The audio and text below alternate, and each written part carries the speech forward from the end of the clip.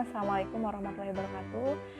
Selamat pagi teman-teman semuanya. Semoga teman-teman dalam keadaan sehat semuanya dan kita dapat dilindungi oleh Allah Subhanahu wa taala. Nah, pagi kali ini saya akan menyampaikan materi bersama Kak Jenny mengenai verb. Ya. Di sini saya mengelompokkan verb menjadi dua bagian. Yang pertama itu adalah finite dan yang kedua adalah non-finite.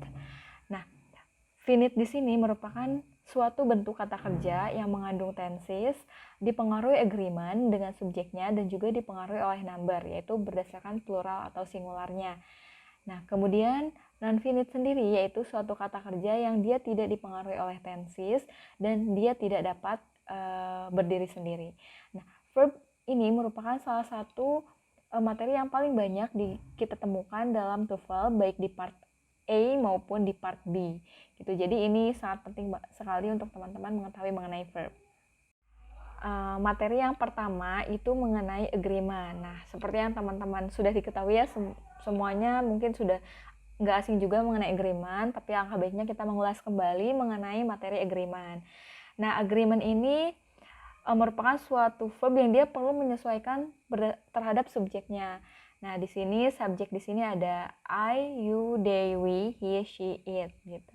Nah, di sini setiap masing-masing subjek ini verbnya itu memiliki form yang berbeda gitu. Misalnya I, you, they, we, dia ketika berhadapan dengan verb, maka verbnya itu menggunakan verb yang bare atau verb yang asli gitu. Misalnya di sini contohnya I feel comfortable, you feel comfortable gitu. Jadi verbnya di sini adalah feel gitu. Kemudian ada subjek yang lain misalnya he, she, it. Nah, dia ketika berhadapan dengan verb, maka verb yang digunakan ini menggunakan tambahan s. Contoh sentence-nya misalnya she feels comfortable. Nah, di sini kita dapat lihat perbedaannya. Ketika I, you, they, we, dia tidak menggunakan s, sedangkan he, she, it dia menggunakan s gitu. Nah, begitu juga untuk penyesuaian dengan number. Misalnya ketika subjeknya singular, maka dia verbnya menggunakan s.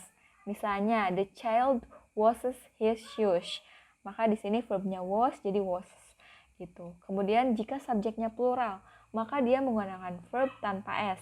Misalnya the children wash their shoes gitu. Jadi ketika subjek singular menggunakan s, subjek plural tidak menggunakan s gitu.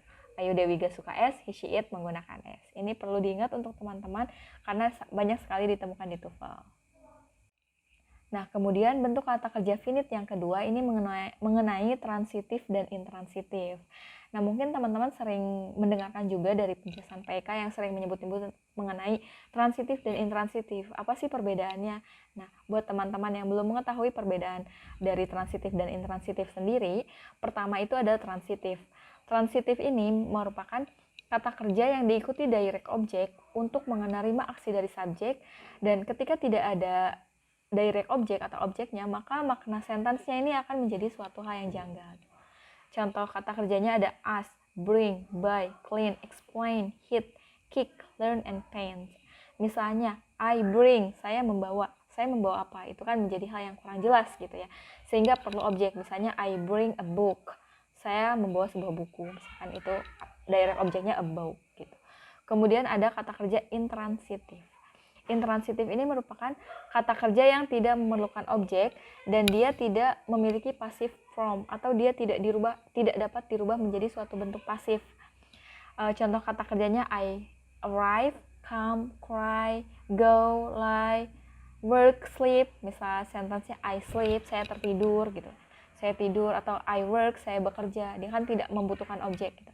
Ketika hanya subjek dan verb itu sudah bisa menjadi suatu sentence gitu. Nah, tadi kan telah dijelaskan mengenai bahwa intransitif ini tidak dapat dirubah menjadi passive form. Nah, di sini saya akan menjelaskan mengenai perbedaan aktif dan pasif. Misalnya ketika sentence kalimat dari transitif, misalnya Hari bring some food for us to lunch. Hari membawa beberapa makanan untuk kita untuk makan siang. Nah, kemudian kita rubah ke pasif. Jadi, some food were brought by Hari for us to lunch. Jadi, beberapa makanan dibawa Hari untuk kita untuk makan siang gitu.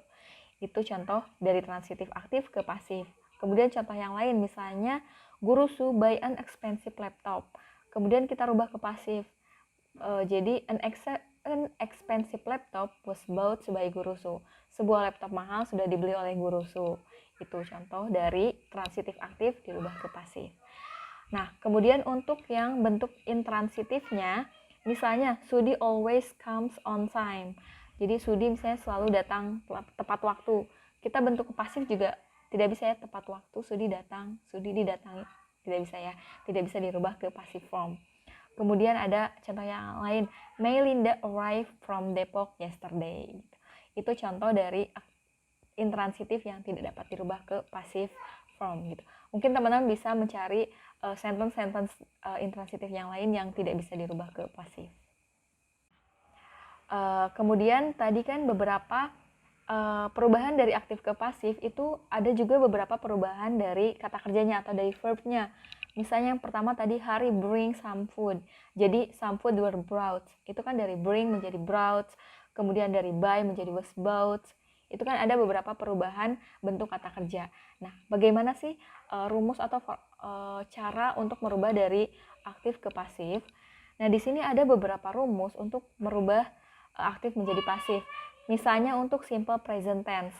Simple present tense itu biasanya menggunakan verb 1. Kita rubah ke pasif itu menjadi verb 3. Jadi passive voice itu biasanya menggunakan verb 3 atau past participle. Tetapi perlu teman-teman perhatikan, ketika kita merubah ke pasif, itu perlu diikuti dengan adanya to be. Karena ketika past participle tanpa ada to be, maka dia itu sebagai adjective atau past participle, bukan sebagai kata kerja. Sehingga di sini to be ini penting untuk verb 3 gitu. Untuk menjadi suatu kalimat pasif. Nah, di sini ada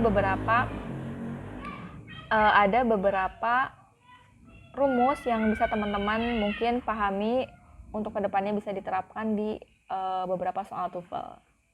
Nah, di sini juga ada beberapa contoh kalimat dari passive voice, misalnya yang simple future, misalnya Rosma will be proposed by someone next year. Di sini kan kelihatan propose, di sini verb 3, bentuk verb 3. Kemudian simple present tense, the class is cleaned every day. Nah, ini kan cleaned ini verb 3. Kalau dalam bentuk aktif mungkin bisa jadi someone is clean the class every day gitu. Kemudian yang ketiga, the book was designed by Roll, itu simple past-nya gitu. Nah, kemudian untuk bentuk infinite yang ketiga yaitu adalah tentang kausatif.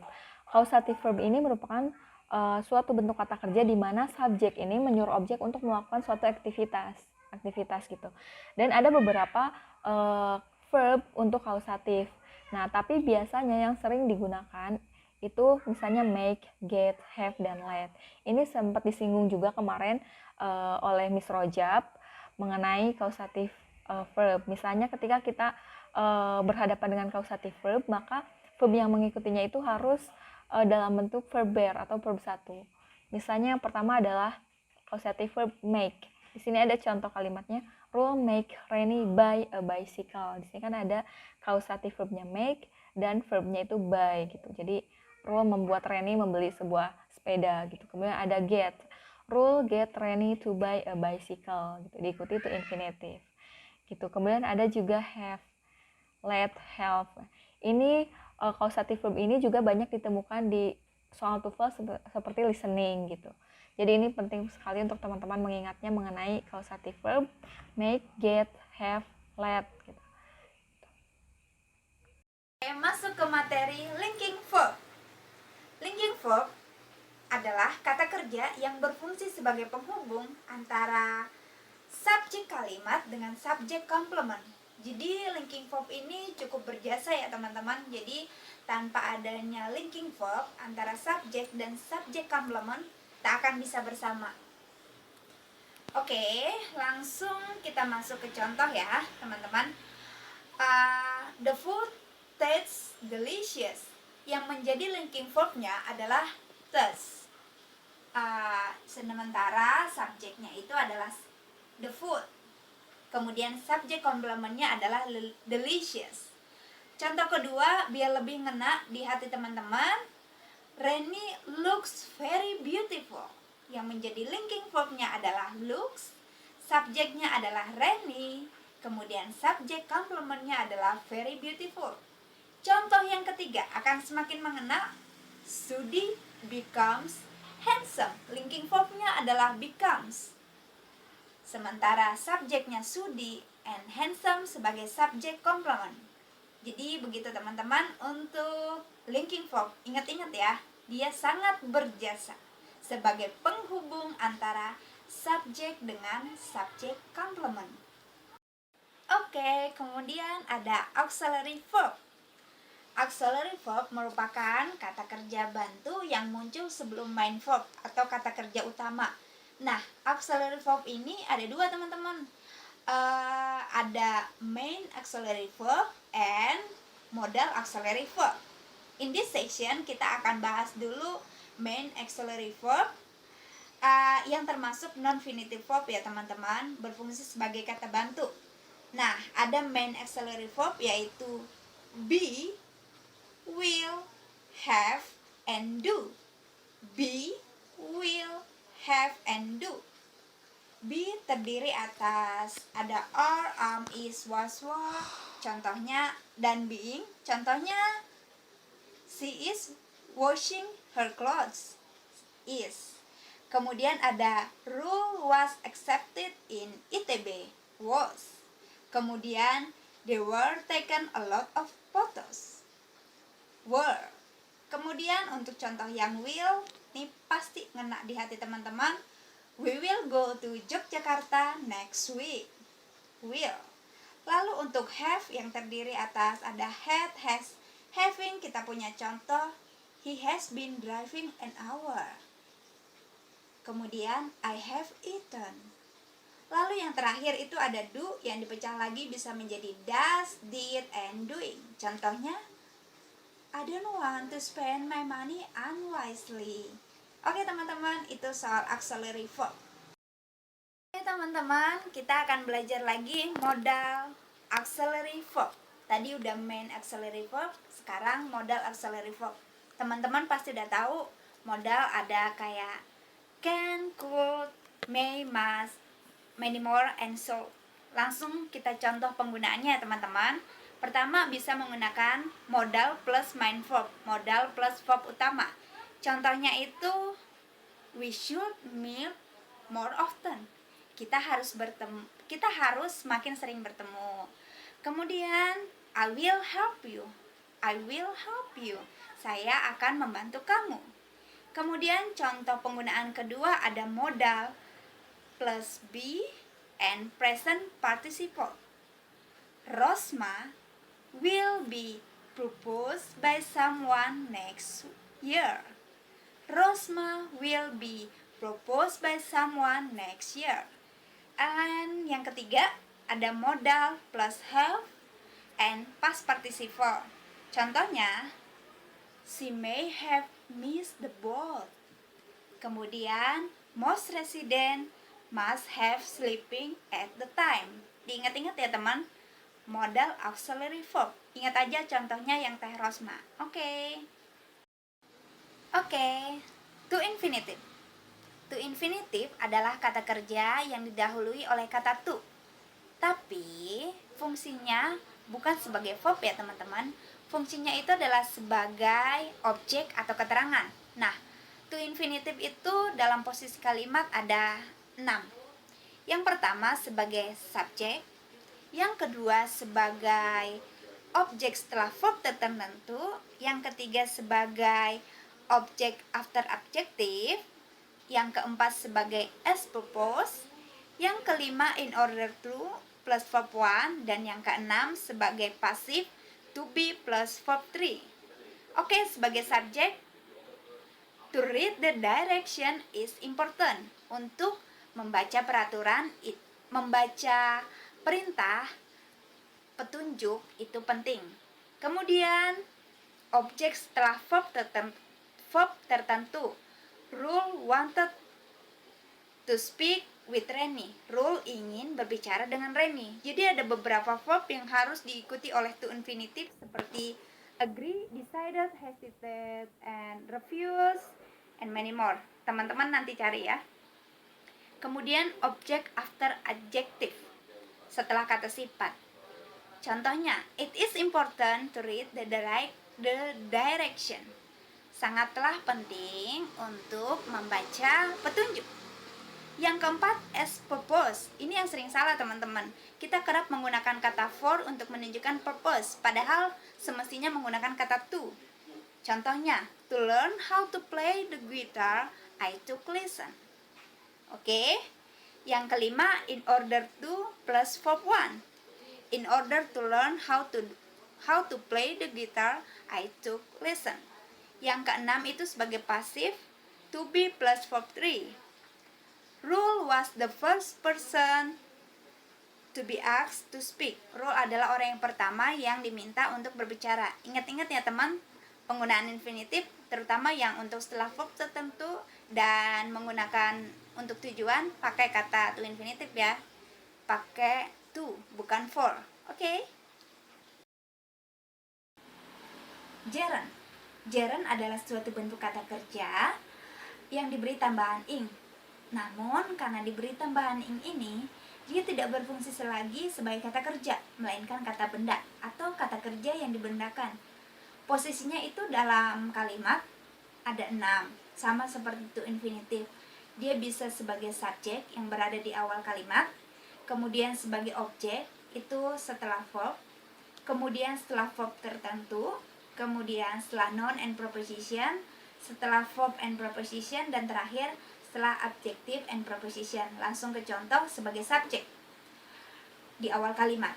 Writing many letters make her happy. Menulis banyak surat membuat dia bahagia. Sebagai objek after verb, Reni loves writing. Kata writing muncul setelah kata loves. Kemudian setelah verb tertentu, Rule enjoy talking with Reni. Rule menikmati berbicara dengan Reni. Talking muncul setelah verb enjoy. Jadi ada beberapa verb tertentu nih teman-teman yang harus diikuti oleh gerund, seperti admit, practice, risk, and many more. Nanti dicari ya. Kemudian setelah noun and preposition, there is a possibility of acquiring this property at good. Jadi setelah noun and preposition possibility of, ada gerund acquiring. Kemudian yang kelima setelah verb and preposition, you will be better off living now instead of tomorrow. Setelah verb and preposition better off, ada gerund living. Kemudian setelah adjective and preposition, we are accustomed to sleeping late on weekend. Jadi accustomed to itu adalah adjective plus preposition, and sleeping sebagai gerund. Oke teman-teman, itu aja presentasi dari Dini dan Jenny. Usai sudah. Thank you udah mau dengerin. See you in the next meeting. Stay healthy and be happy.